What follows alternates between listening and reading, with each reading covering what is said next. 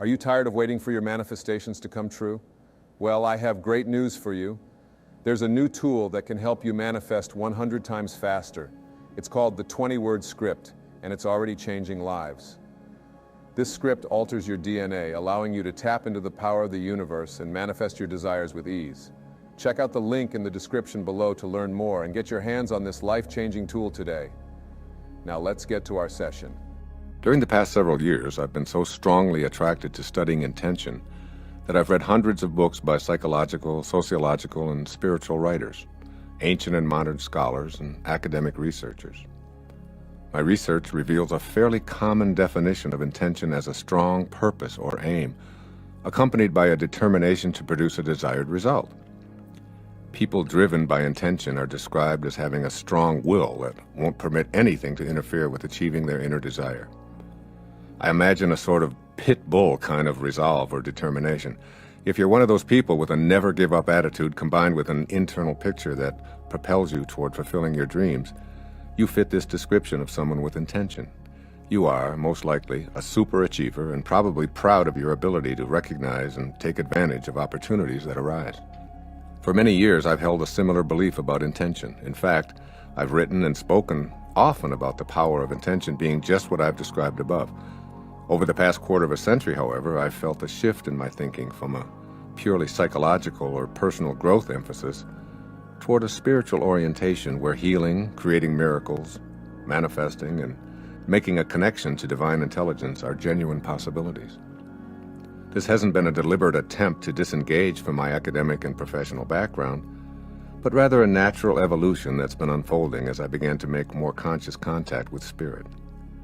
My writing now emphasizes my belief that we can find spiritual solutions to problems by living at higher levels and calling upon faster energies. In my mind, intention is now something much greater than a determined ego or individual will. It's something almost totally opposite. Perhaps this comes from shedding many levels of ego in my own life, but I also feel the strong influence of two sentences I read in a book by Carlos Castaneda.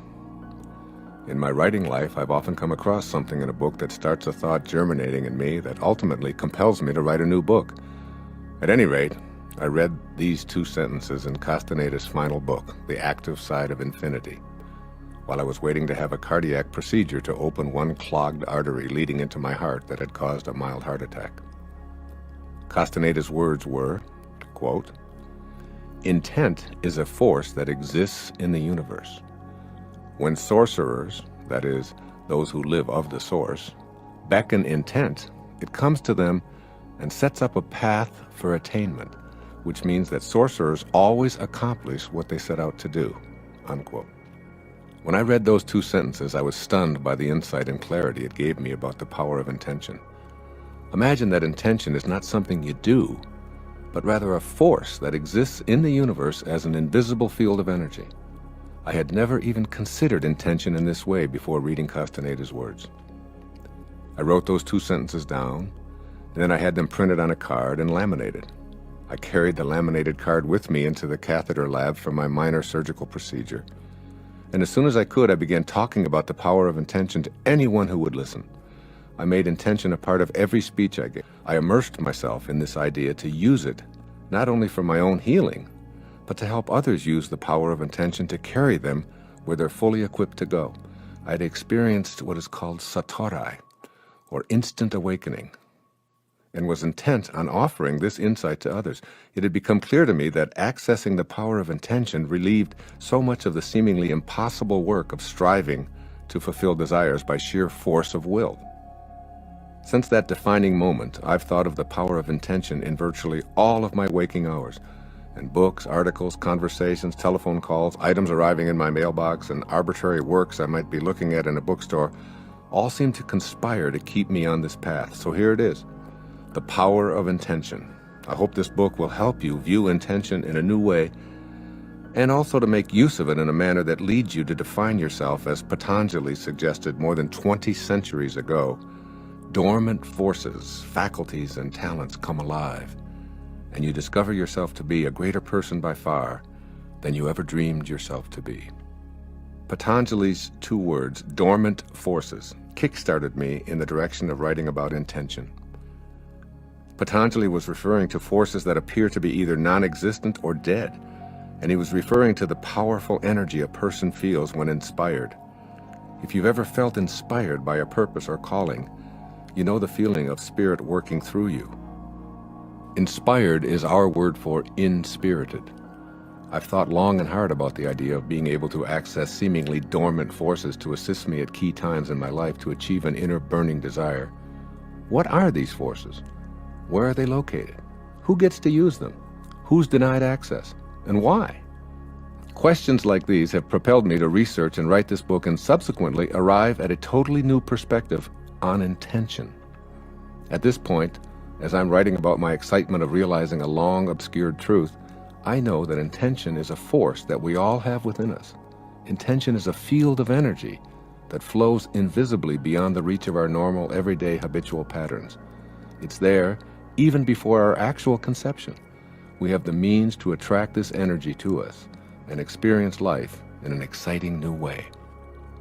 The meaning of omnipresent intention. Try imagining a force that's everywhere. There's no place that you can go where it isn't. It can't be divided and is present in everything you see or touch. Now extend your awareness of this infinite field of energy beyond the world of form and boundaries. This infinite and visible force is everywhere, so it's in both the physical and the non-physical. Your physical body is one part of your totality emanating from this energy. At the instant of conception, intention sets in motion how your physical form will appear and how your growing and aging process will unfold. It also sets in motion your non-physical aspects, including your emotions, thoughts, and disposition. In this instance, intention is infinite potential, activating your physical and non-physical appearance on Earth. You formed out of this omnipresent to become present in time and space. Because it's omnipresent, this energy field of intent is accessible to you after your physical arrival here on Earth. The only way you deactivate this dormant force is by believing that you're separate from it. Activating intention means rejoining your source and becoming a modern-day sorcerer. Being a sorcerer means attaining the level of awareness where previously inconceivable things are available. As Carlos Castaneda explained, the task of sorcerers was to face infinity, or intention, and they plunged into it daily as a fisherman plunges into the sea. Intention is a power that's present everywhere as a field of energy. It isn't limited to physical development. It's the source of non-physical development as well. This field of intention is here, now, and available to you. When you activate it, you begin to feel purpose in your life, and you'll be guided by your infinite self. As you make your metaphorical bow to this power, recognize that you're bowing to yourself. The all-pervading energy of intention pulses through you toward your potential for a purposeful life. How you came to experience yourself as disconnected from intention. If there's an omnipresent power of intention that's not only within me, but in everything and everyone, then we're connected by this all-pervading source to everything and everyone, and to what we'd like to be and what we'd like to have and what we want to achieve, and to everything in the universe that will assist us. All that's required is realigning ourselves and activating intention.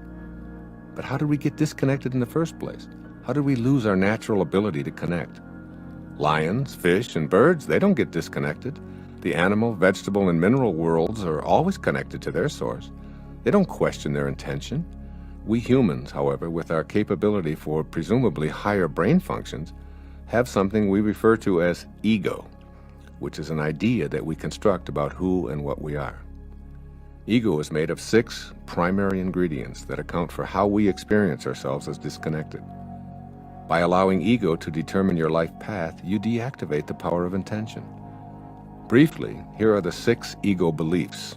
I've written more extensively about them in several of my previous books, most notably, Your Sacred Self. 1. I am what I have. That is, my possessions define me. 2. I am what I do. That is, my achievements define me. 3. I am what others think of me.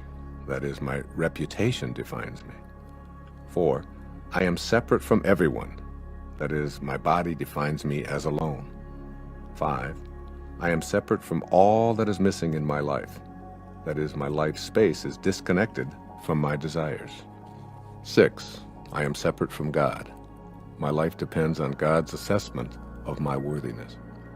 No matter how hard you try, intention can't be accessed through the ego.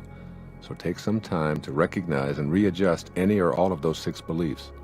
When the supremacy of ego is weakened in your life, you can seek intention and maximize your potential. There are 4 steps to intention. Activating your power of intention is a process of connecting with your natural self and letting go of total ego identification. The process takes place in the following 4 stages. 1. Discipline. This is the first stage. Learning a new task requires training your body to perform as your thoughts desire. So, eliminating ego identification doesn't mean disconnecting from your relationship with your body, but rather training your body to activate those desires. You do that with practice, exercise, non-toxic habits, healthy foods, and so on. 2. Wisdom is the second stage. Wisdom, combined with discipline, fosters your ability to focus and be patient as you harmonize your thoughts, your intellect, and your feelings with the work of your body. We send our children off to school telling them, be disciplined and use your head. And then we call this an education, but it falls far short of mastery. 3.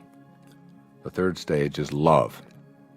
After disciplining the body with wisdom and intellectually studying a task, this process of mastery involves loving what you do and doing what you love.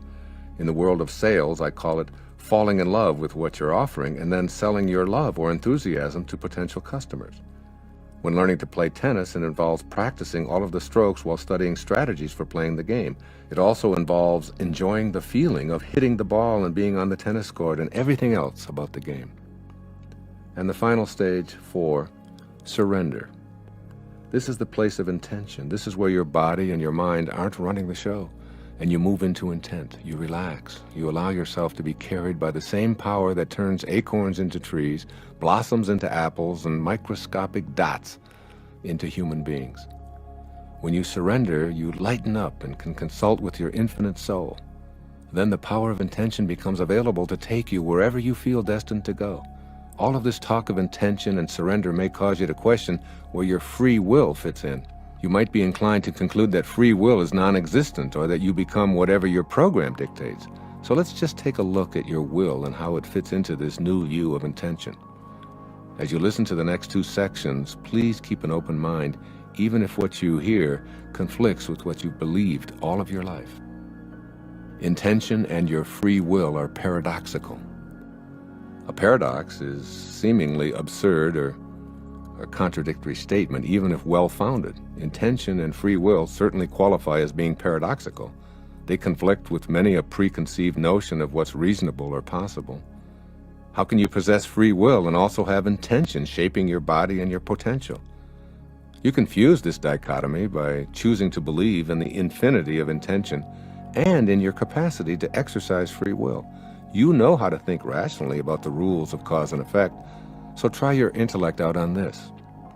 Obviously, it's impossible to have 2 infinites, for then neither would be infinite. Each would be limited by the other. You can't divide infinite into parts. Essentially, infinite is unity, continuity, or oneness, like the air in your home. Where does the air in your kitchen stop and the air in your living room begin? Where does the air inside your home stop and the air outside start? How about the air you breathe in and out? Air may be the closest we can come to understanding the infinite, universal, omnipresent spirit.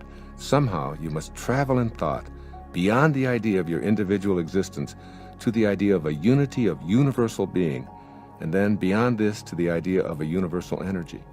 When you think of part of a whole being in one place and part in another, you've lost the idea of unity. And, keeping an open mind, as I beseeched you to do earlier, get this. At any moment in time, all spirit is concentrated at the point where you focus your own attention. Therefore, you can consolidate all creative energy at a given moment in time. This is called your free will at work. Your mind and your thoughts are also thoughts of the divine mind. Universal spirit is in your thoughts and in your free will. When you shift your thoughts from spirit to ego, you seem to lose contact with the power of intention. Your free will can either move with universal spirit and its unfolding, or away from it toward ego dominance. As it moves away from spirit, life appears to be a struggle. Slower energies flow through you, and you may feel hopeless and helpless and lost. You can use your free will to rejoin higher, faster energies. The truth is that we do not create anything alone. We are all creatures with God. Our free will combines and redistributes what's already created. You choose. Free will means that you have the choice to connect to spirit or not. So the answer to the question, do I have a free will, and is intention working with me as an all-pervasive universal force, is yes. Can you live with this paradox? If you think about it, you live with a paradox in every moment of your existence. At the same exact instant that you're a body with beginnings and ends, with boundaries and a definition in time and space, you're also simultaneously an invisible, formless, unlimited thinking and feeling being, a ghost in the machine, if you will. Which are you? Matter or essence? Physical or metaphysical? Form or spirit? The answer is both, even though they appear to be opposites. Do you have a free will? And are you a part of the destiny of intention? The answer is yes. Fuse this dichotomy, blend the opposites, and live with both of these beliefs. Begin the process of allowing spirit to work with you and link up to the field of intention. Combining free will with intention. In mathematics, two angles that are said to coincide fit together perfectly. The word coincidence does not describe luck or mistakes. It describes that which fits together perfectly. By combining free will with intention, you harmonize with universal mind. Rather than operating in your own mind outside of this force called intention, your goal may very well be, as you listen to this program, to work at being in harmony at all times with intention. When life appears to be working against you, when your luck is down, when the supposedly wrong people show up, or when you slip up and return to old, self-defeating habits, recognize the signs that you're out of harmony with intention. You can and will reconnect in a way that will bring you into alignment with your own purpose. For example, when I write, I open myself to the possibilities of universal spirit and my own individual thoughts, collaborating with fate to produce a helpful, insightful program. Here's an example of how intention collaborates with life circumstances to produce what we need. Recently, my 19-year-old daughter, Summer, told me that she'd quit her temporary job as a restaurant hostess and wasn't sure what she wanted to do before resuming her college studies. I asked her what made her feel most purposeful and happy, and she said it was teaching horseback riding to young children. But she refused to return to the old barn where she'd worked a year before because she really felt unappreciated, overworked, and underpaid. I was over on Maui writing the very first chapter on a whole new perspective on intention when we had this telephone conversation. I launched into my intention as a force in the universe spiel and told my daughter that she needed to realign her thoughts and so on. Open up to receiving the assistance you desire, I told her. Trust in intention. It exists for you. Stay alert and be willing to accept any guidance that comes your way. Stay in vibrational harmony with the all-providing source. The next day, at the very moment I was searching for an example of intention to put into this chapter, the telephone rang. And here it was, Summer, bubbling with enthusiasm. "You're not going to believe this, Dad," she says. "On second thought, I'm sure you will believe it. Remember yesterday how you told me to be open to intention? Well, I was skeptical, even thinking, that's just my weird dad, but I decided to try it. Then I saw a sign on a telephone pole that said horseback riding lessons, and there was a telephone number. I wrote the number down, and I just called it. And the woman who answered told me that she needed to hire someone she could trust to do trail rides with young kids. She pays exactly double what I was making at the restaurant. I'm going out to see her tomorrow. Isn't that cool?"